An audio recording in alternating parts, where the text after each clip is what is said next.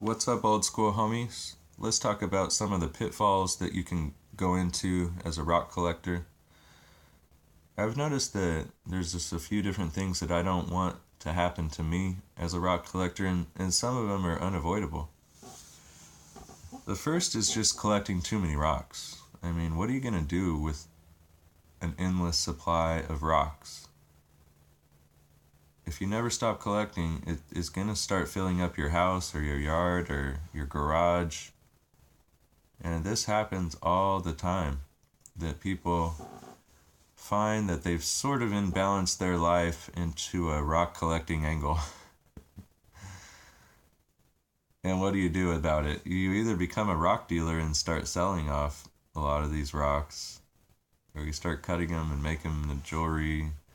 But let's be honest, they're just rocks. And when you're a rock collector, to even collect enough of like one type of rock to be interesting, it's only in one sort of angle of rock collecting. So it's always the rough. You always end up with a whole bunch of rough, right?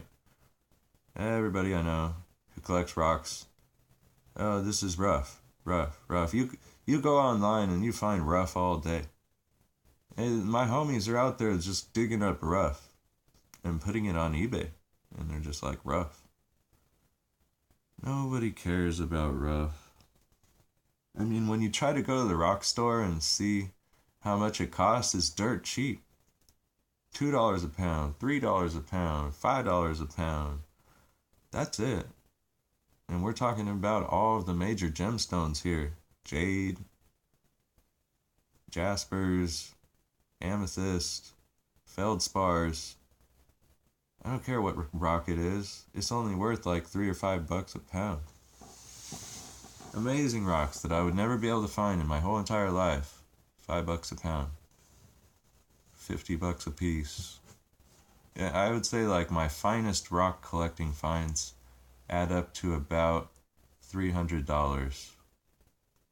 On the retail market, nobody cares. They're pieces of rough. And that's where you come into the point of like, am I going to be a jeweler? Am I going to cut all these into slabs? Am I going to cabbage on them? Am I going to be a cabbage on company? Am I going to do something, man, to keep that wheel spinning? Because what you're doing by collecting a whole bunch of rough and doing nothing with it is just that. You got fucking a whole bunch of rocks that are kind of cool, but nobody knows yet. Because they're not carved into something. They're not made into jewelry. They're not cut and slabbed and cabbed. So no one cares. You're just a rock collector still. If you have to save the money to send out your rocks to be cut, slabbed, and cabbed, do it.